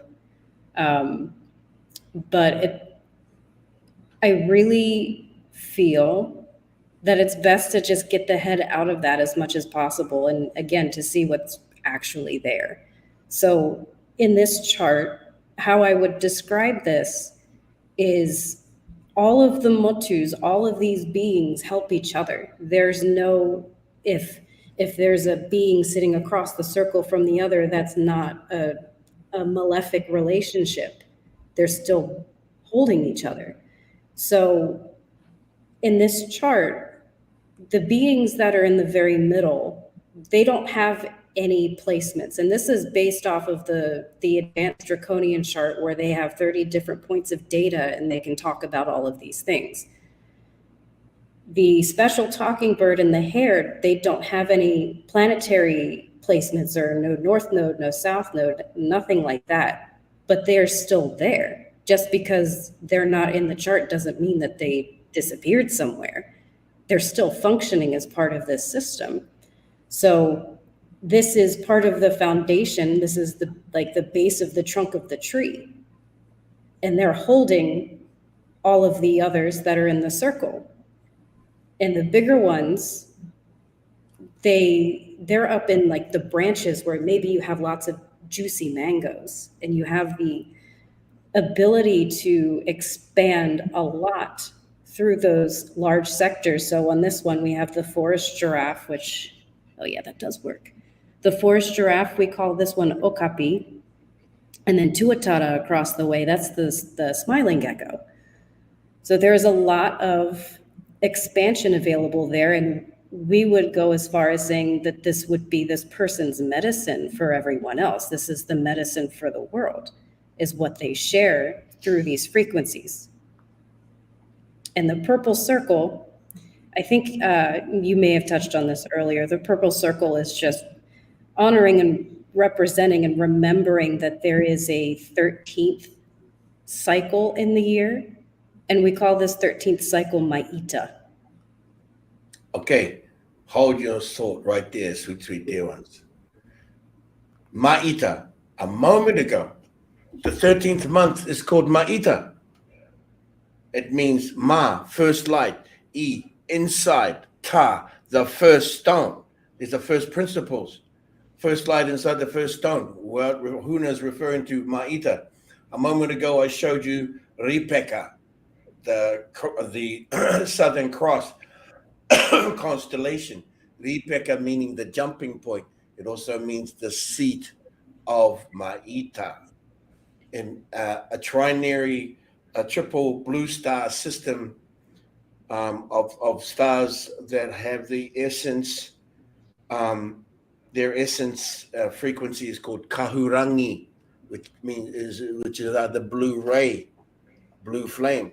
And kahurangi refers to the frequency held by a trinity, a trinary system within the seat of Ma'ita, which are 3 planets. And they have the hottest planets in the galaxy, 30,000 Kelvin plus, 4 times more powerful than the sun. And this is the home of the Blue Order, this constellation Ripeka. Now, Ma'ita seat sits at another way. We say this, the door of the child, where you enter. The door of the child is what you enter into through coming into the birth signs.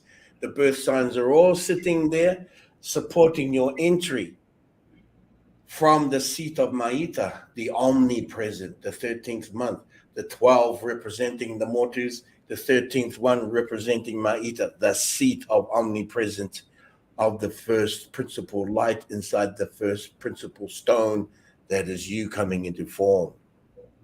Supported also by the blue order, the divine directive of the blue order. Intention is to always bring harmony. The harmonic frequency is the mission of the blue order, and those beings and those of us who are of the blue order, jumping point is from the seat of Ma'ita. Carry on. Yes. I felt that needed to be heard. So with Ma'ita being omnipresent, she's represented as the purple circle in the chart. But to get back to the tree analogy that I'm using, so with this chart, we have the special talking bird and the hare at the bottom of the trunk. And then we have the albatross and the dove. They would be held up by, they'd still be in the trunk, but they would be held up by the special talking bird and the hare. And then the other ones will be standing on their backs. And what I'm seeing when I'm visualizing this is a Taurus field that we're actually looking at. This is this person's Taurus field, because the energy is going to come back and feed Ma'ita in the omnipresent, and it comes back up the trunk and it just keeps going. That's how a Taurus field works. Exactly. It is the Taurus field of the Huna scope with a variable number of sectors aligned. They share different essences shared to you through the Motus. Yes, this is not just this is a two-dimensional image, sweet dear ones, of course. Make no mistake that this puppy is moving faster than the speed of light. The Taurus field moves at the speed of memory, which is incredibly everywhere all at once. Okay? There is no time and distance when you're talking the speed of the Wairua. Memory, eternal memory, the speed of the Wairua. I had to share that. Go ahead. Take us through. Now, okay, let me ask you a question. Or is there a question, sweet dear beloved? Yes. I see Thomas is saying a whole lot of things over there. I see this going, I see that flapping, and he hasn't come on the screen to ask a question yet, Thomas. And you've been around for a minute now. Come on, we've been waiting to see what you look like. All I see is a black hole. Thomas, are you a black hole? Which is fine by me, by the way. I'm all good with black holes. Yes, come on and ask Huna a question. Hallelujah. Hallelujah. Little Arabic for you. There you go. And I might have a question for you, Huna. Now, yeah, I have a question for you now. What is your motu? My motu is Honu. That's Lemurian for turtle. It is turtle. Yes. Now, what does the Honu represent? Quantum navigation. Cool, isn't it right? Mm-hmm. And in the quantum navigation, Huna, now, many say that the quantum field is difficult to navigate. Now, how would you navigate the quantum field? It's only complicated if you make it complicated. Great answer. Beautiful answer. There's a feeling that comes with it, and it comes through the sound.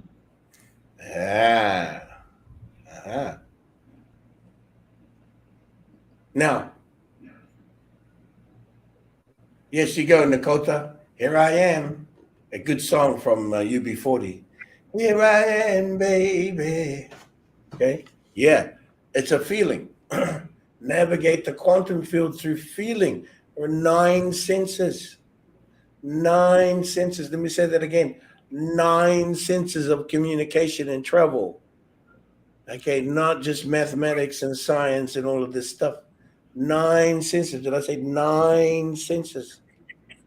9 senses. And the expression, while you can track the expression, you can track the feeling. You can flow through the quantum river with these feelings and navigate your path and see where you've been and see where you're going. Wow, Sasha. Okay, Huna, carry on. There are other beings. Now, I'm not going to show them on this. Okay. So I think we've shown enough, but there are other beings that are involved in the charts and in the chart readings. And there was another big factor for me actually putting this together to see what are the kawa present in that person. Because in Lemurian, we say kawa is medicine. It's light medicine, not like physically taking a pill. Again, this is getting into sound frequencies. And there are beings that are connected to each of the ones here on the screen that support the ones on the screen, and then they also support you. So it's doing this chart will allow us to see not just how present the motu are, but what are the kawa, the other animal beings that are present to support. That's big. This is very big because as we think about the motus, Huna, these are primary planetary principles through the motu, yes? Now, the motukawa are they the constellations aligned to these planetary motu. Yes. So actually, motukawa refers to constellations, sweet dear ones. That's another chart. If Huna is willing to share that, I don't know if she will. That's another big step for you all. I don't think I have it. Wait, I do. Fantastic. The motukawa, medicines of the light coming through the constellations on the ground below, as well as above. Is that right, Huna? Mm-hmm. I will let you speak all the juicy words. I apologize. I'm so excited. Ladies, sweet dear ones, I'm so excited. So in the draconian system, they don't actually have a very straightforward way of saying, here's the as above, so below. You know, it's a set of words that a lot of people like to say. If you were to go through the Lemurian system and you start sitting with it and learning from it, there's the motu that I showed earlier. They show themselves as energetic continents on the planet. So we're standing on them. And then we have the beings in the constellations that are directly connected to them. That's the varies like, here's your as above, so below. This like doesn't get any more simple than that. As I've been going through this, I notice the bodies of the beings in here, some of them have been turned into the draconian signs. And some of them are like in the sequence, they sit around where the draconian sits. So I'll pick on this guy down here, the wipaka. What is wipaka? The king crab. Aha. The wipaka is one of the kawa of the month of May of the albatross. The island of the albatross is actually where we were for Japan and Mongolia. That's all of Asia, Indonesia. One of the medicines of the albatross is the king crab. And around that area of the sequence, they call it Cancer, and they say it's a crab constellation. So what they're saying are your birth signs through the draconian are actually the kawa. Yeah. Now, isn't cancer? Yes, it's boom, explosion. Isn't cancer detrimental to your health? Yeah, isn't that a disease word? Who knew? First sign? What? It's your Hello? rising sign? They're Moon allowing sign? to program cancer into your system. Yeah. Or programming poison with the scorpion. Now, there's no scorpions in this. No scorpions in the Motu, no scorpions in the Kawa. You think that's an intention? I What think they're so. doing? I think so, because there's two beings that we can look at that have the sharpness of the sting. We have the bee over here, which is in the area of the scorpion sequence, if you look at the order of things. And then not too far away, there's an eagle, and the eagle has talons. Yeah, they do not represent poison, do they?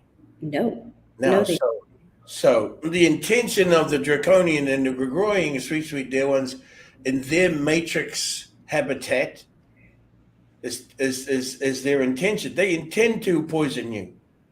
What is Pharma doing? Big Pharma poisoning the heck out of everything, right? They are intending to the depopulation program, yeah? Sweet dearly beloveds. And it's being brought upon you in many multiple dimensions in many ways.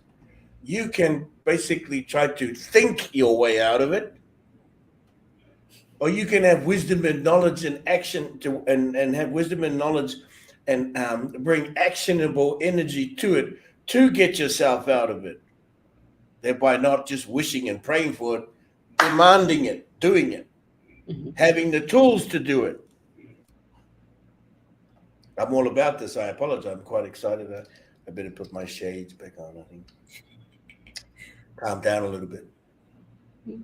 Very serious stuff here, and very important work. Huna's sharing very important avenues and pathways to not just break out of the matrix, to destroy it, the draconian agenda, to destroy it totally. That is what's happening in the atmosphere, sweet dear ones. We are programming and undoing what has been done that does not serve, so what is taking over is what serves. You are seeing it play out in the physical, and the things that are taking place on the planet are falling apart that do not serve us. It all begins in the spiritual world first before it comes into physical manifestation. We have been at this for a long time. And some can say we've done, right? This is done.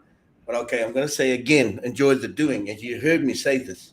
But this technology that Huna is sharing with you from Lemuria, and I'll get back to her, is the wisdom and knowledge to bring action, and you'll put your light into action, mission, blue order level stuff, divine directive in support of the creation of life. I'll hand it back to you, Huna. Sorry about that. So I do feel that I want to share. This is actually my chart that I'm sharing with you guys right now. Nice. And one of the things that I find very interesting, when I had shared earlier, when I first got sealed, Mauta had shared with me, she who brings the dream into reality, a lion queen who wears the stripes of a tiger.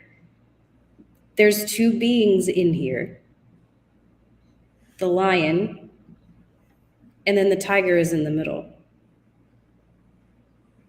And as I go through these charts and I start doing these more, I'm sure I will start seeing the patterns of where the ancestors come in, because there is an ancestral reason why the tiger stripes come in. The felt but not seen. Mm-hmm. Sweet dear ones, felt but not seen. Now the feeling is also seeing, all right?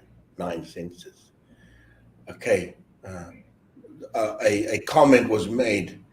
The higher your vibration will vibrate it all away and keep it away.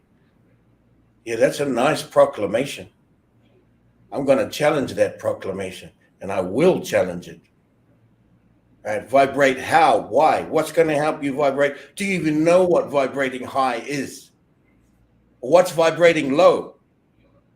In order for you to understand what vibrates high. Do you have that understanding? Thomas. You can just say these things willy-nilly, but you need to show how it's done. There is always a lesson here, the school of light, and what we share through these motus here. It's not just one-liners. There's wisdom and knowledge. It's the sacredness here that will teach you to share how you get high vibration and what is low vibration in order for you to know how to keep it all away. You have no idea because this has taken so long for you to even know what vibrating high is. And you are barely waking up into that now. Not just intuition. Again, wisdom and knowledge.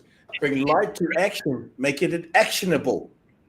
Go on the mission physically. Go and do the things with each other. Get together with your birth charts and the alignments to the Lemurians. Your Lemurian birth chart, you will find your soul group, your mission group. You will find your fleet, your blue order star fleet, so you can command your fleet. You do have one. If you are of this level of mission, you are of the blue order, and you do have a fleet of orbital starships of organic crystal being that you are. We could share that. Actually share it. Actually show you.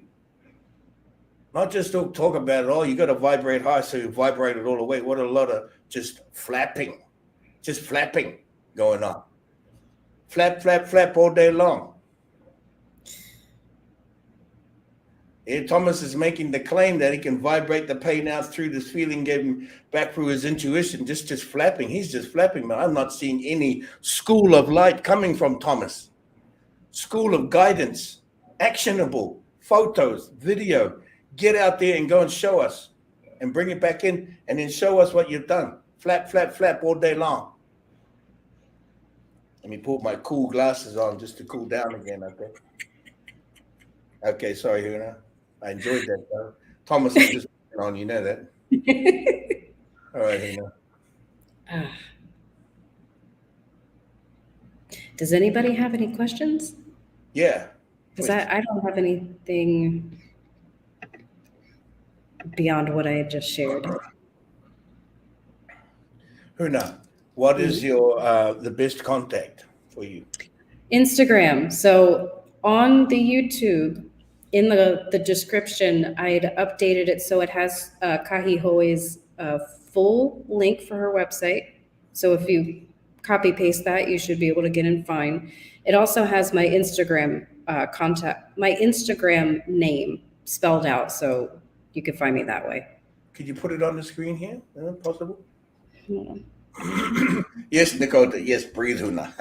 I am breathing. Yeah. Having a bloody good time too. Thank you very much. Thomas, I'm just messing with it. But you understand, sweet, sweet dear ones, what we are talking about.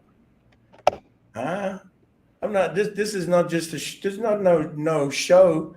This is what we do. I'm sharing things with you is what we do in the action.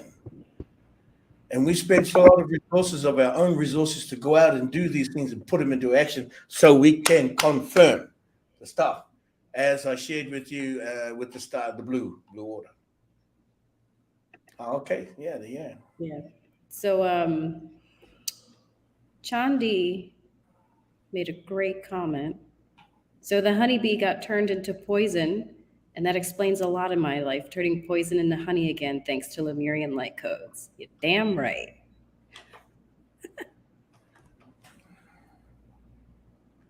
But yeah, that comment at the bottom of my screen is my Instagram. So I'm going to announce it. I'm going to soon be doing readings for people. Right now, I'm going to be opening it up, I think, to the Dragon Masters first. Hallelujah, hallelujah, ladies and gentlemen, hallelujah. That's the trumpet sounding. You're going to share this very soon, do readings. Will you have a website? I don't know yet. We'll see. Okay. You know, those are wonderful things. People like websites now. Okay, there's a question right there. Huna, Matara, you have to come on screen and ask a question now. Sweet dear ones. Come on to the screen. There's a link. Come on and ask the question directly, please. We would like to see you. this is part of the challenge of just not just flapping by coming on. Oh yeah, and there will eventually, at some point, be a course for this because this is Advanced Dragon Masters, is what this is. So being able to get into the Hunascope, all of the signs, all of the beings, and seeing what their relationship, or what the relationship is with the Draconian, and really beginning to comprehend what's going on with that. That's worthy of a course. I don't know when that's going to come out, but it'll come out. It'll be announced. So you would say taking the Dragon Masters course is preliminary, and then moving into this level of the astrological systems of Lemuria and the operating system of it is advanced. Yes, sweet dear ones, this is an advanced course that Huna will be taking, will be making available. Advanced Dragon Master stuff. Matarana, come join us.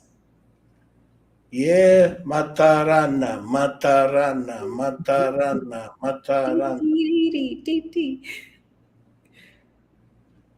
Yeah, so just as people are finding the audacity to come and ask the question in person, let's hope I haven't scared everybody away by being overly compassionate or passionate, overly passionate. Okay, overly passionate. You, as offering the this advanced level, how do you, in your words, how do you see this supporting humanity? The big one is for anyone who really knows the Draconian astrology. For those who are open to considering this would serve as a great support for them to actually see what it is that they're looking at. And I know there are people that they call intuitive astrology. I wonder if they're really tapping into the Lemurian aspects, and there's also all of the other verbiage that goes with it from the Draconian. This would really help them, I think, with piecing the two together. And that's if they're open to it. I'm sure some people will push against it and say that the Draconian signs helped them, and that's fine. I'm not fussed. Yeah, not fussed, but yeah, it is what it is. You are where you are. And it is a challenge, as Nakota sharing the challenging work to do in there and out. Of course it is, very challenging. You got to go outside now sometimes, sweet dear ones. Go outside the box. Okay? Go outside of yourself. Because outside of yourself is also you. Don't be afraid of this. We'll share this with you. We'll help you with it. Ooh. Here you go. Nice work. Coming on in. Because outside of yourself is also you. Nakota, just mute your YouTube volume. We'll help you with it. Ooh. Nakota, here you go. Nice work. Coming on in. Because outside of yourself is also you. Nakota, just mute your YouTube volume. We'll help you with it.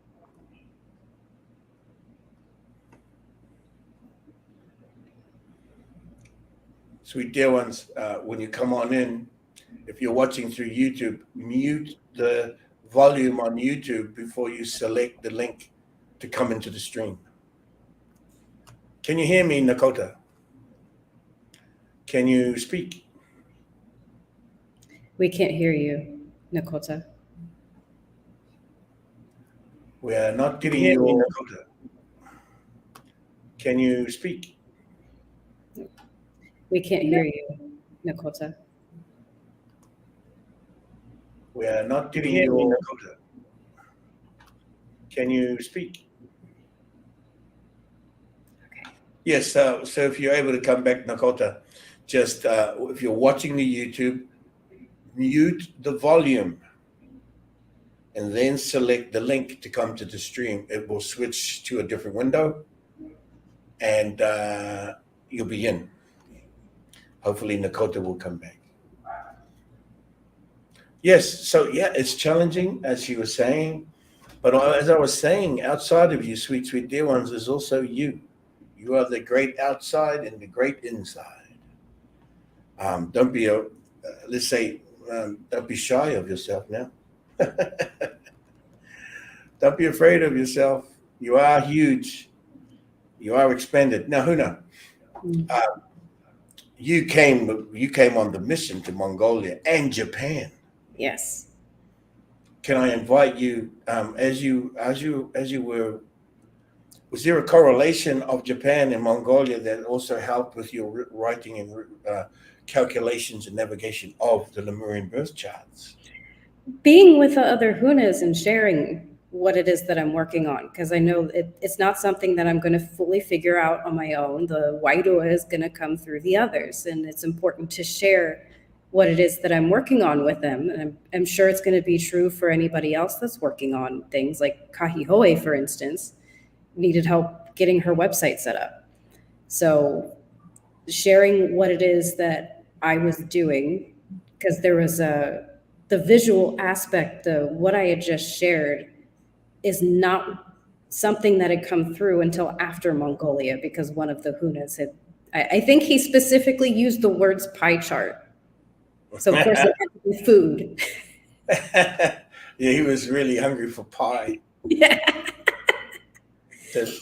That was me too. I was hungry for pie. Yeah. So Waidua, when you use the word Waidua. Waidua is memory. Very good. So Waidua. you're saying that when you go on the missions and when you're doing things, the memory was engaged for other Hunas and by other people being there, thereby helping to download and bring energy and codes to you.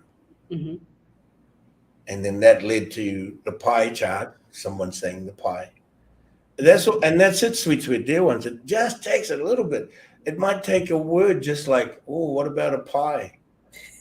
Yeah, it might just take that. That's all it may take. And then boom, you're off and running. Right? It's weird. Is it weird? I suppose that's kind of weird in a way.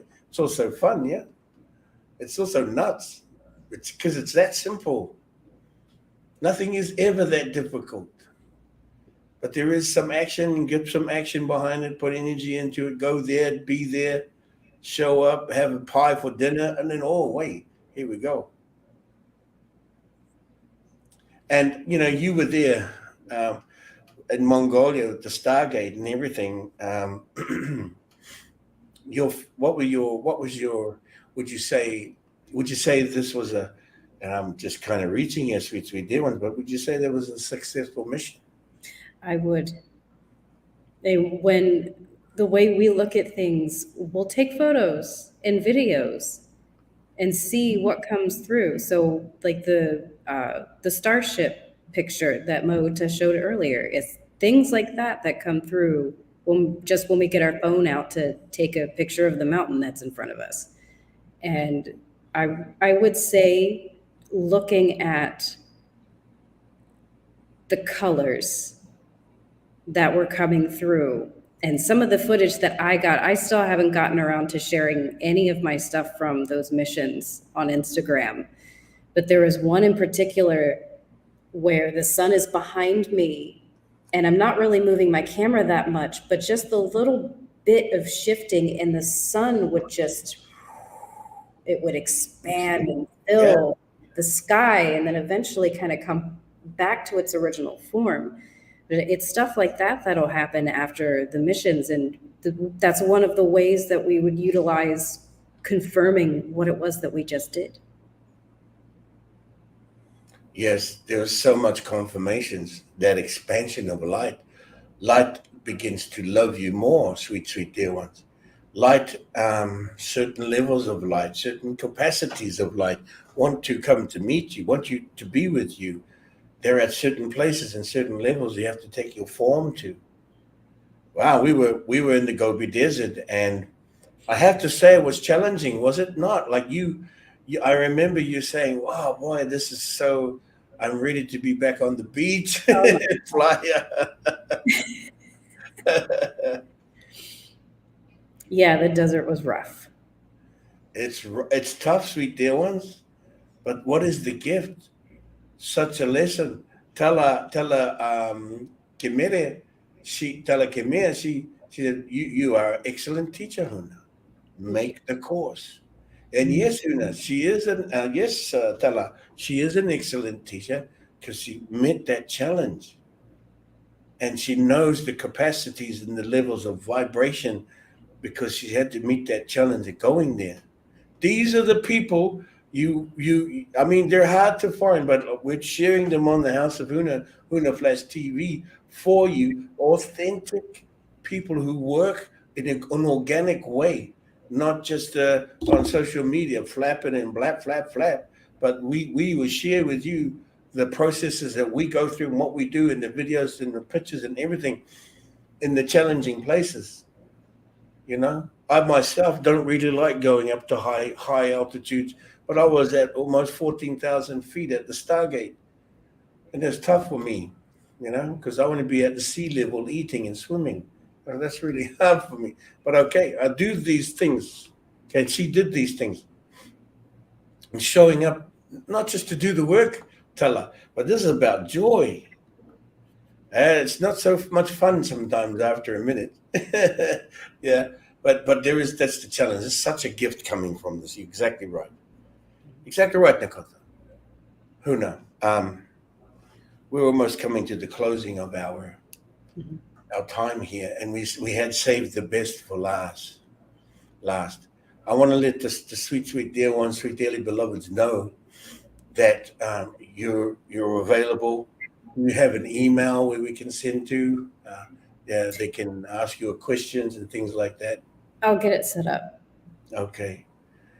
If you, sweet dear ones, if you're interested, you know, and have other questions, or you get lost along the way, just send an email to office at hoh.earth. We can pass it along.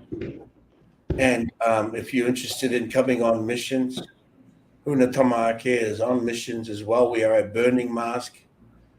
July 13th, we start the Dragon Ride in Glastonbury.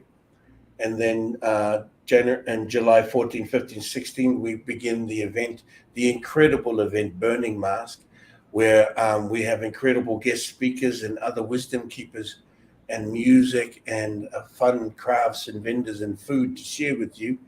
No alcohol, no drugs, no plant medicine, totally clean. One of the very most rare events on the planet, I might say. Okay.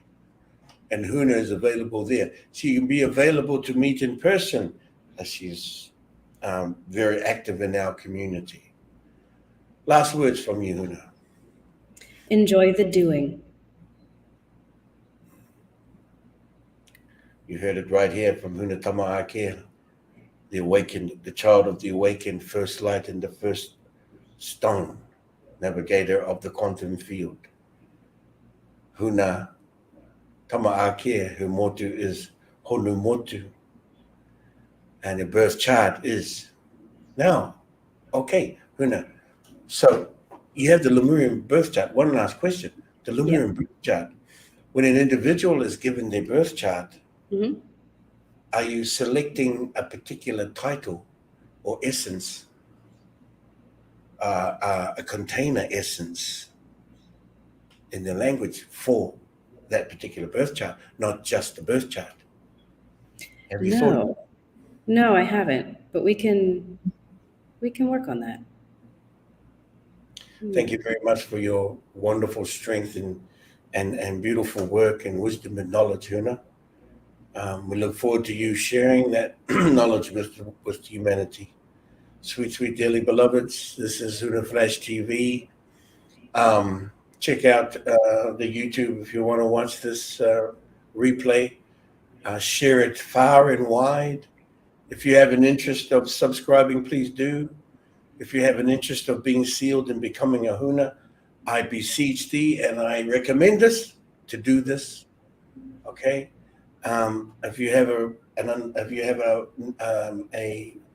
idea and a notion to take the course, Dragon Masters, this is to begin your journey into it. And then when Huna is ready, she's going to present us advanced technology to you. that's it from me. I want to thank Huna Kahihoe from the light shaman.earth. Please check her out. We'll put the links in the YouTube. Huna Tamahake and all the Hunas. Thank you all so much, sweet dear ones, sweet dearly beloveds. Wawa Nui. Wawa Nui simply means much love. Wa means the first principle of love. Wawa means a whole lot of that first principle of love in a big way. So much love, simply Wawa Nui. I will complete this with this gesture, this hand gesture of receiving your gift and then returning the gift.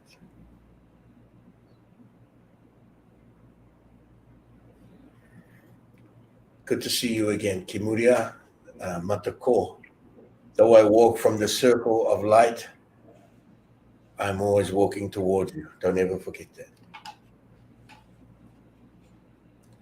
See you, sweet dear ones. Oh, excuse me. One more thing. There's always one more thing. One more thing. Are you hungry?